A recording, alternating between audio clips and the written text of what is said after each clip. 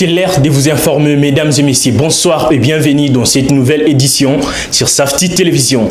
Mais avant tout, place au sommaire. Le Premier ministre a été aujourd'hui invité au Sénat pour répondre à la question liée à la prise en charge des malades à coronavirus.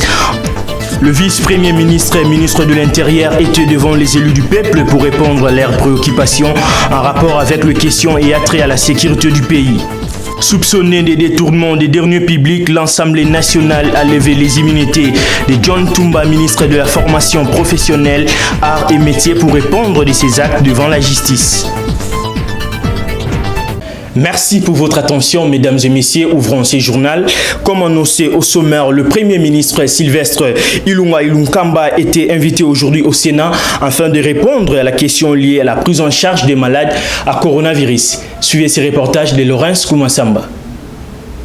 C'était un jeudi tout à fait particulier pour le chef du gouvernement Sylvestre Ilunga qui a répondu à une question orale lui adressée par le sénateur Jean Bakomito sur la gestion de la crise liée au Covid-19 en République démocratique du Congo. Cette question orale avec débat intervient 2 semaines après que le chef du gouvernement ait répondu à la chambre basse du Parlement par une question orale lui adressée par le député national François Nzekouye sur la gestion économique du pays face au virus de Covid-19.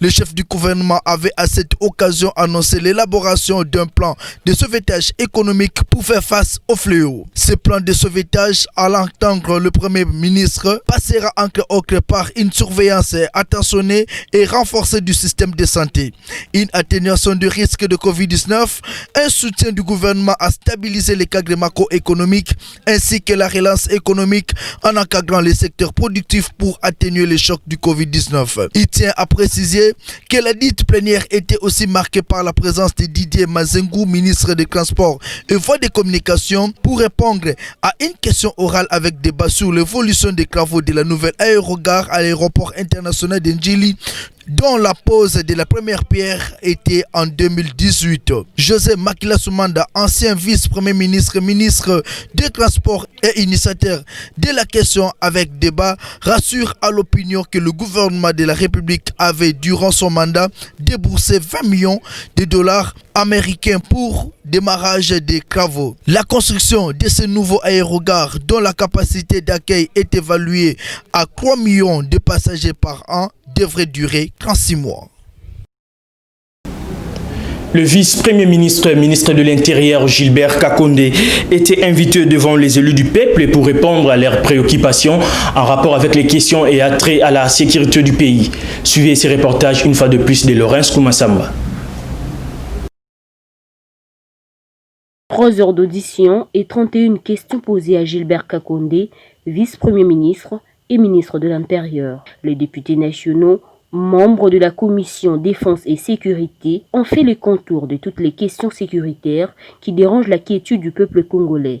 C'était un bon moment où nous avons essayé d'indiquer, d'adresser à l'autorité tout ce qui ne va pas, des foyers de tension. On tue les gens dans des maisons à Lubumbashi, les phénomènes Wewa à Kinshasa, les kidnappings, les phénomènes Bundu Diamayala à Kinshasa et dans le Congo central, les phénomènes 40 voleurs à Goma, où un groupe de bandits entre régulièrement maintenant ces derniers temps dans des maisons et opère des tueries. Une question a été posée également sur l'allégation de la présence des troupes étrangères au Nord Kivu. Une autre question a été posée par rapport à l'incursion de l'armée zambienne vers Muliro. Eh bien, beaucoup de questions ont été posées. La situation en Ituri qui est explosive à ce niveau-là. Des questions par rapport à la circulation des armes à travers le pays. Alors, des questions pertinentes. Je ne peux pas revenir sur toutes ces questions. Plus de 30 questions qui ont été posées. Et les vice-premiers ministres, ministres de l'Intérieur, Sécurité et Affaires coutumières les a notés. Il n'était pas seul, il était accompagné de ses collaborateurs. Les responsables de la police, les responsables de l'ANR, de la DGM. Et donc, nous osons croire que toutes ces questions ont été enregistrées Nous allons y revenir le mardi parce qu'il a sollicité que le mardi il va répondre aux préoccupations des honorables députés. Et nous allons approfondir ces questions. Pourquoi? Parce que nous avons des sous-commissions au sein de la commission de défense et de sécurité. Notre souci, c'est qu'on arrive à identifier les causes de cette recrudescence de l'insécurité à travers le pays. Il faut qu'on arrive à identifier les acteurs et puis il faut qu'on identifie les solutions.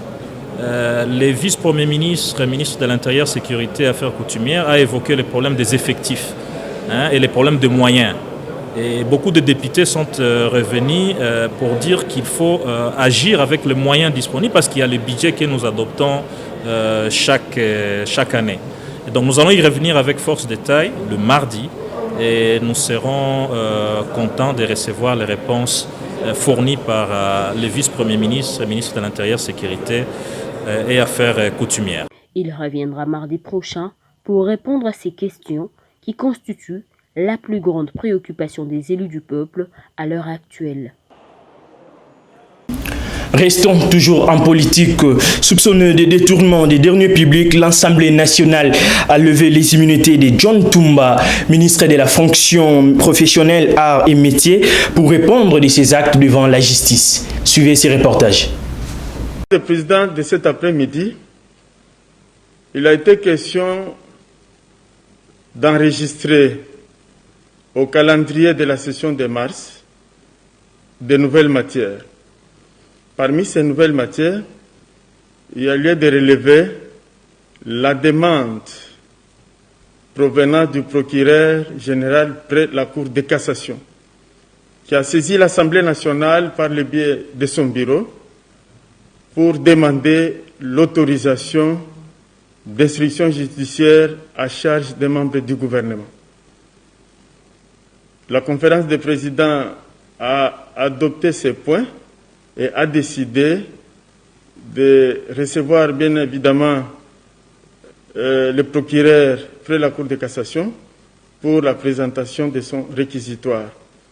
Et la plénière pourra se prononcer dans les conditions définies par la Constitution et le règlement intérieur. Il a été aussi question de discussion autour de la mise en place des commissions d'enquête parlementaire.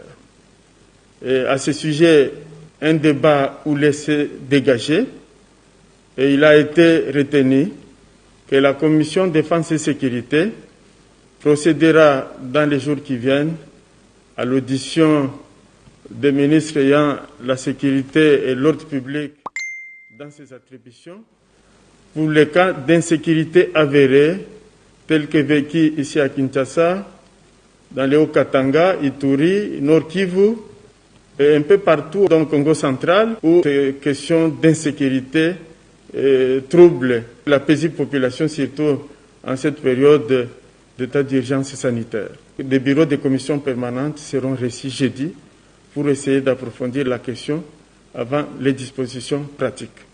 La plénière pour la présentation du réquisitoire du procureur général près la Cour de cassation intervient demain. Les élus de la province du Grand Katanga ont fait une déclaration politique pour dénoncer l'insécurité dont la population est victime. LMK pour les reportages. Nous, députés nationaux, élus de la province du Lualaba, réunis au sein de notre caucus parlementaire, constatons avec amertume que depuis un certain temps, des bandes d'individus sans foi ni loi ont décidé d'opérer et de perturber la vie des paisibles habitants de notre chère ville, province du Lualaba en général et plus particulièrement de la ville de Kolwezi, en y perpétrant en toute impunité et de manière répétitive et barbare des incursions nocturnes au domicile de nos compatriotes, qui se soldent le plus souvent par des vols avec destruction méchante, des viols et pire encore, des assassinats odieux commis de sang-froid par des criminels sans foi ni loi et sans état d'âme. Malgré notre dénonciation publique de ce fait malheureux dans notre déclaration du 5 avril dernier, et en dépit des efforts louables consentis par le gouvernement provincial du Lualaba, nous nous rendons compte que cette situation, loin de s'améliorer, s'est au contraire empirée au fil du temps, plongeant nos compatriotes dans un grand désarroi. Kolwezi donne ce jour l'impression de se transformer chaque jour en un champ de tir où les crépitements des balles perturbent de plus en plus le sommeil de nos pauvres concitoyens qui ne savent plus à quel sein se vouer. Cette situation, qui ne fait que perdurer, nous pousse à nous poser des questions suivantes. Que font les forces de l'ordre et la justice, qui sont censées protéger et sécuriser la population pour mettre fin définitivement à cette tragédie? Pourquoi l'intervention des forces de l'ordre n'arrive-t-elle souvent sur les lieux que plusieurs heures après qu'elles aient été contactées par les victimes, laissant ainsi aux bandits le temps d'opérer en toute quiétude? 3. À quand le changement de la chaîne de commandement au niveau de la police et de l'armée tel que promis par la commission d'enquête déployée récemment au Katanga et dans le Lualaba à l'issue des incidents survenus le 28 mars dernier? C'est ainsi que nous en appelons au vice-premier ministre et ministre national de l'Intérieur et Sécurité, qui du reste a été auditionné hier, le 19 mai 2020, dans la commission défense et sécurité de l'Assemblée nationale, et dont les réponses aux préoccupations des élus du peuple sont attendues ce mardi 28 mai 2020, de prendre toutes les dispositions utiles afin de faire régner une paix durable dans le Lualaba et sur toute l'étendue de la République démocratique du Congo, seul gage pour le développement de notre pays.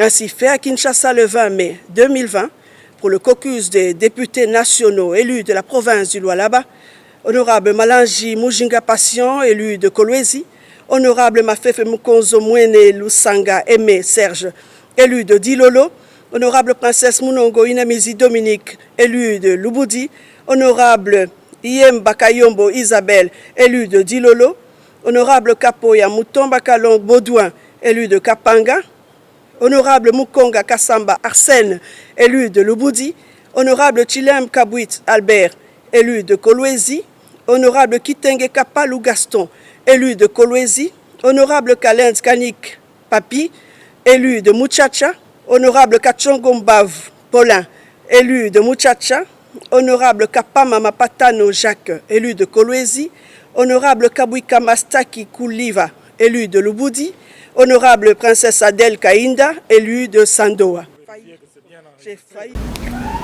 Le Premier ministre Sylvestre Ilunga Ilunkamba, en concertation avec le gouverneur de la ville-province de Kinshasa pour un déconfinement progressif de la ville. Suivez. D'abord, nous avons fait le tour de la question. Nous avons fait donc le tour de la situation épidémiologique.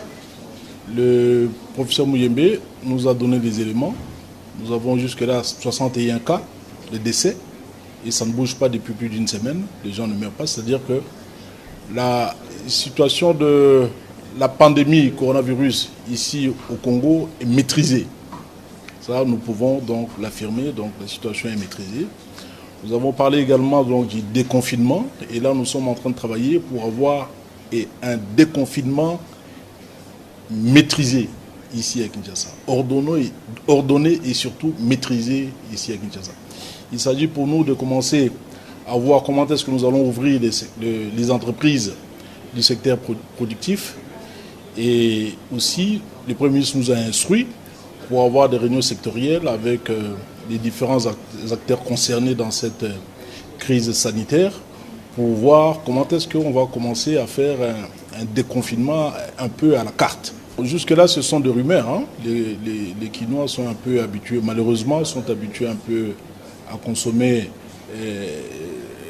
la rumeur plutôt que l'information. Nous assistons actuellement aux gens qui n'arrêtent pas d'alimenter la rumeur, comme quoi le gouvernement congolais donnerait 5 000 $ aux familles des gens décédés de coronavirus. Tout ceci est faux. Le gouvernement ne donne aucun rond. Le gouvernement prend en charge le frais d'inhumation. Hein, le gouvernement ne donne pas de l'argent, il prend en charge de frais d'inhumation quand quelqu'un meurt du coronavirus. Le gouvernement ne donne pas d'argent. Le gouvernement n'a pas d'argent actuellement, donc on ne donne rien. Donc ce sont des rumeurs que les gens sont en train d'alimenter. Et je demanderai aux Kinois de ne pas prêter attention à toutes ces rumeurs-là. Ils doivent suivre plutôt l'information à la télévision, dans des ondes de radio et voilà. nous devons cesser donc d'écouter la rumeur. Changeons de chapitre pour parler à présent économie. À Kinshasa, l'interminable confinement de la commune de la Gombe taraude l'esprit de Kinois et ceci dévoile les graves retombées économiques pendant cette période. Suivez ce reportage de David Machi. L'économie tourne au ralenti, la faim est l'domicile dans un grand nombre de foyers. Le taux de change du dollar américain prend de l'ascenseur. Un $10 se négocie désormais à près de 19 000 francs congolais. Tout ce désastre se produit en raison du confinement prolongé de la commune de la Gombe, centre des affaires, siège d'un grand nombre d'institutions nationales, d'entreprises publiques ou privées, du secteur informel d'institutions bancaires et autres chancelleries. Pendant ce temps, des réunions ne cessent de se multiplier à longueur de journée, notamment à la primature, pour décider du passage du déconfinement progressif au déconfinement total de cette partie de la capitale congolaise. Une frange de la population en appelle également à la réouverture des frontières nationales. Car, comme le recommande l'OMS, il faut apprendre désormais à vivre avec la Covid-19.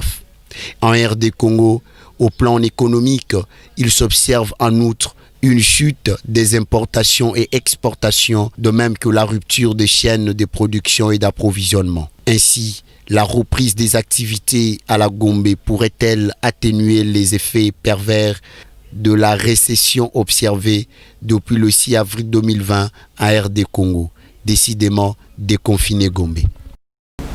Parlons à présent société. Madame Patricia Maïcha nous parle ici du rôle de la femme et sensibiliser cette dernière contre la Covid-19.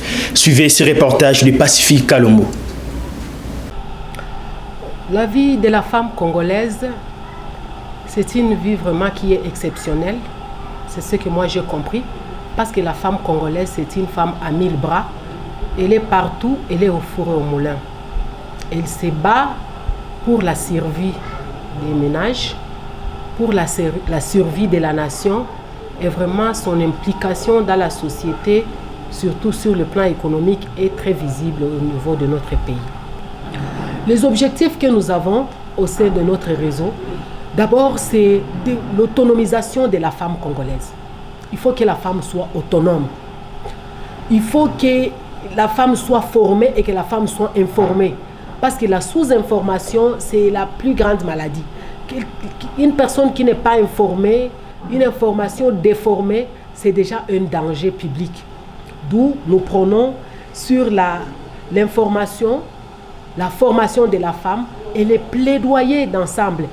Parce qu'il y a beaucoup de problèmes qui gangrènent notre société, mais nous voulons que la voix de la femme soit attendue et que nous ayons un plaidoyer commun pour que la femme atteigne sa place dans notre société.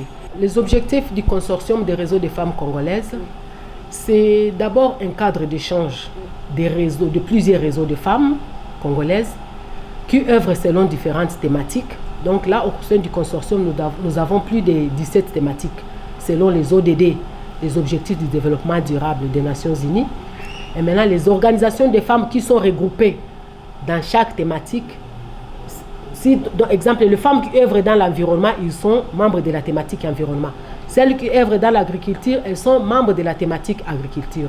Les autres qui sont dans la pêche, ainsi de suite. Donc nous avons 17 thématiques de femmes et on se met ensemble pour discuter maintenant le problème des femmes selon chaque thématique.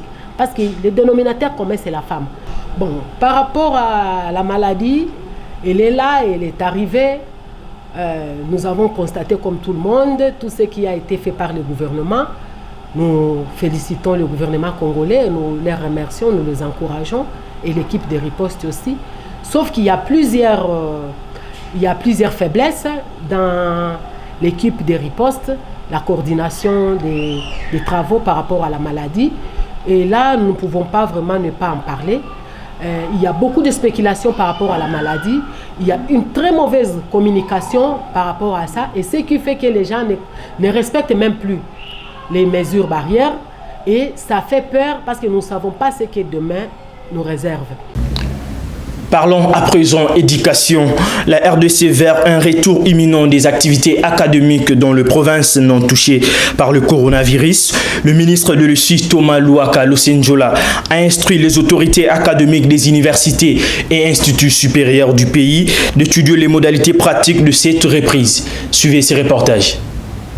Le ministre de l'Enseignement supérieur et universitaire, Thomas Louaka Losenjola, a instruit ce mardi 19 mai les autorités académiques des universités et instituts supérieurs d'étudier les modalités pratiques de la reprise imminente des activités académiques. Les provinces non touchées sont les seules concernées pour l'instant. Dans les communiqués dont je cite, conformément à la volonté du chef de l'État et du gouvernement, je vous instruis par la présente d'examiner les modalités pratiques devant permettre la reprise imminente des activités académiques. Cette reprise commencera dans un premier temps dans les provinces non affectées par la pandémie à coronavirus. Parmi les modalités, il y a notamment les mesures pratiques à prendre pour garantir le respect des gestes barrières et le nombre de professeurs disponibles localement. Renseigne la note de Thomas Louaka. Le ministre de l'Enseignement primaire, secondaire et technique a annoncé la reprise de cours pour ces provinces épargnées de la maladie. Les écoles, les universités, les instituts supérieurs sont fermés par le président de la République à la suite de la déclaration de la pandémie de coronavirus en République démocratique du Congo. Cette mesure est prise dans les différentes ordonnances de prorogation d'état d'urgence demeure d'application sur toute l'étendue du territoire national. Cette province, à savoir Kinshasa, Congo central, Okatanga, Kwilu, Nord, Sud Kivu et Ituri sont touchés. Les cas enregistrés au Kwilu et en Ituri sont déjà tous déclarés guéris.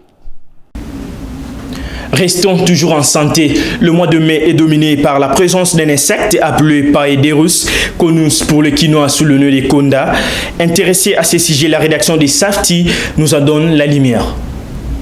L'espèce Paederus, connue sous le nom de Konda, apparaît souvent en RDC au début de la saison sèche. Petit insecte de 5 à 15 mm et vivement reconnu par sa couleur rouge et noire. Caractérisé par sa substance toxique, une fois l'animal écrasé accidentellement sur la peau, crée des dermatites appelées dermatites à Paederus ou des conjonctivites qui peuvent être douloureuses et la rougeur qui peut durer plusieurs semaines. À ce sujet, le docteur Christian Mouang prodigue quelques conseils pour éviter ces brûlures. Ce qu'il faut retenir, c'est que Ekonda, sur son abdomen, il a une substance, moi j'ai déjà testé le soir, des fois c'est fluorescent. Donc c'est une substance très corrosive qui crée des brûlures. Alors, il faudrait seulement se protéger, c'est-à-dire utiliser les insecticides à la maison. Chacun sait comment est-ce qu'on utilise l'insecticide, tout en sachant que sur des insectes rampants, il faudrait un peu insister quand vous pompez l'insecticide, au-delà du fait de pomper en général dans la maison. Utilisez l'insecticide, évitez ce réflexe que nous avons de toujours écraser les insectes sur notre peau ou sur notre visage. C'est-à-dire surtout quand il se retrouve au niveau quand vous sentez un insecte au niveau du cou ou au niveau sur le visage, que ce soit une araignée, que ce soit une fourmi ou n'importe quoi, tant que vous n'êtes pas sûr, ou bien même en général, évitez d'écraser les insectes sur les visages. Prenez la précaution de les enlever avec justesse et si vous allez les tuer peut-être sur une table, ça va. Nettoyez fréquemment vos mains avec de l'eau et du savon, vos mains et votre peau, quand vous êtes entré en contact avec cet insecte. Et au-delà, utilisez des crèmes adoucissantes telles que le Dexéry. Et si vous avez des brûlures, au niveau du visage, au niveau du cou, et que ces brûlures deviennent gênantes, allez consulter un médecin. Notons que le Paederus vit dans les zones humides, les œufs sont pondus dans les mêmes endroits et sont sensibles à la dessiccation, ils fuient la lumière et sont plus actifs les jours. Bouclons ce journal en sport. À 34, Dieu merci, Mbokani rafle les trophées du meilleur buteur du Jupiler Pro League avec 18 buts au championnat belge. Les Congolais est sacré taureau d'or. Suivez ce reportage de José Locando.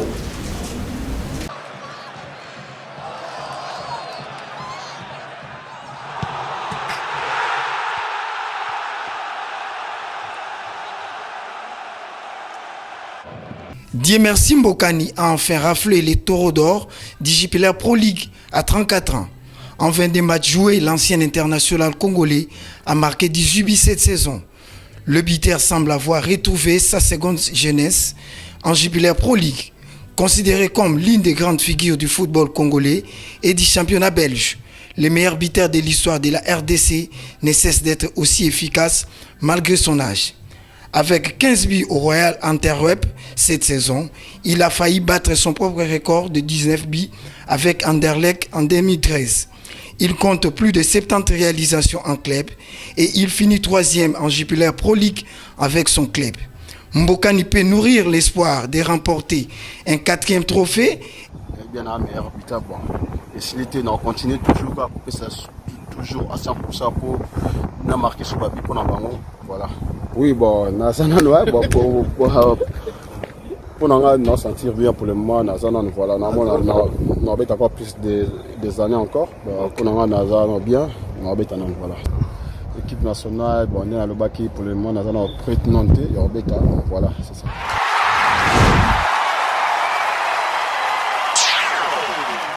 À présent, place à la revue de presse. Ouvrons cette revue de presse avec la politique et justice, le journal Africa News qui fait savoir que le DG Patrick Oumba devient cible d'une rébellion interne. Le directeur général de la Société congolaise de postes et télécommunications, SCPT, est la cible d'une action judiciaire initiée par un groupe d'agents de cette entreprise publique.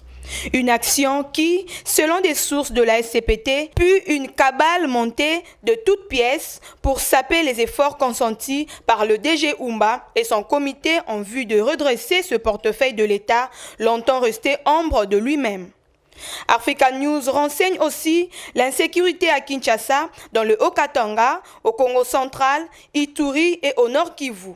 Le vice-premier ministre et ministre de l'Intérieur, Sécurité et Affaires coutumières, Gilbert Kankonde, prendra part à la séance plénière de ce lundi 18 mai 2020 à l'Assemblée nationale.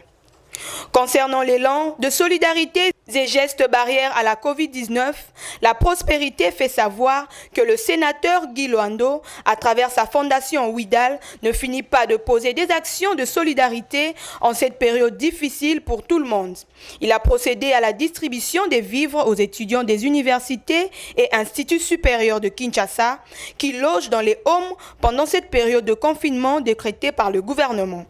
Des centaines de cartons de poulet, plusieurs dizaines de sacs de riz et d'haricots, des cartons de boîtes de tomates et plusieurs litres d'huile végétale ont été distribués dans les homes des étudiants restés en confinement.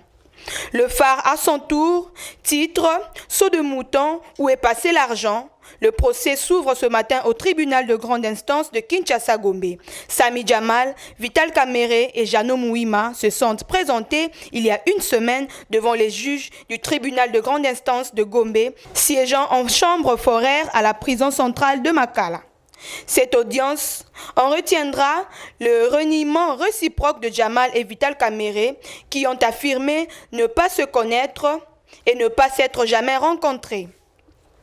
La référence plus à son tour titre à sa une le compte-rendu de la 31e réunion du Conseil des ministres du vendredi 15 mai, tenue à Kinshasa par vidéoconférence sous la présidence de son Excellence Félix-Antoine Tshisekedi, président de la République, chef de l'État. 5 points étaient à l'ordre du jour, à savoir communication de son Excellence Félix Tshisekedi, point d'information, approbation des relevés des décisions du Conseil des ministres, examen et adoption des dossiers, examen et adoption des textes. La référence plus va plus loin signaler que le gouvernement pourrait être remanié en juin prochain. Des ministres moins efficaces, des ministres marionnettes, vautrés dans les bureaux pour attendre leurs émoluments, des querelles intestines entre membres du gouvernement, des chevauchements dans les fonctions des uns et des autres, difficultés dans l'application du budget adopté depuis l'entrée en fonction du gouvernement. Ce même journal parle cette fois-ci en société de la pétition contre Kabound. Vital Kamere invite les militants de son parti à soutenir l'UDPS, parti partenaire de la coalition Cash, dont le président intérimaire Jean-Marc Kabound est sous la menace d'une pétition au niveau de l'Assemblée nationale. Vital Kamerhe appelle tous ces députés membres du groupe parlementaire Cash à encourager une voie de sortie de la sagesse pour cette crise dans l'intérêt de préserver la stabilité de la coalition FCC Cash. Forum des As signale que les insolvables du FPI se liguent pour couler l'actuel comité de gestion. Selon les informations, les nouveaux dirigeants du FPI ont constaté à leurs arrivées aux affaires que certains acteurs politiques avaient sollicité des prêts auprès du fonds pour des projets imaginaires. Incapables de rembourser l'argent emprunté, les mêmes personnes, à bras raccourcis, font tout pour déstabiliser la direction générale du FPI. Enfin, Forum des As renseigne concernant Covid-19 que les USA ont offert des matériels de prévention à 5 hôpitaux de Kinshasa. Mike Hammer, ambassadeur des USA en RDC, a, dans le cadre de l'élan de solidarité dans la lutte contre Covid-19, remis un lot de matériels médicaux à 5 hôpitaux de Kinshasa. Et pour rappel, ces 20 dernières années, les USA ont investi plus de 1,5 milliard de dollars américains dans le secteur de la santé en République démocratique du Congo. Voilà tout pour cette revue de presse. Dames et messieurs, bonsoir. Avant de boucler complètement ce journal, place au rappel des titres. Le Premier ministre a été aujourd'hui invité au Sénat pour répondre à la question liée à la prise en charge des malades à coronavirus. Le vice-premier ministre et ministre de l'Intérieur étaient devant les élus du peuple pour répondre à leurs préoccupations en rapport avec les questions et attrait à la sécurité du pays. Soupçonné des détournements des derniers publics, l'Assemblée nationale a levé les immunités de John Tumba, ministre de la formation professionnelle, arts et métiers, pour répondre de ses actes devant la justice. Merci à tous, c'est par ici que nous mettons un terme à cette nouvelle édition d'information sur Safti Télévision. Mesdames et messieurs, merci de nous avoir suivis et surtout restez branchés dans nos différents programmes. À la prochaine.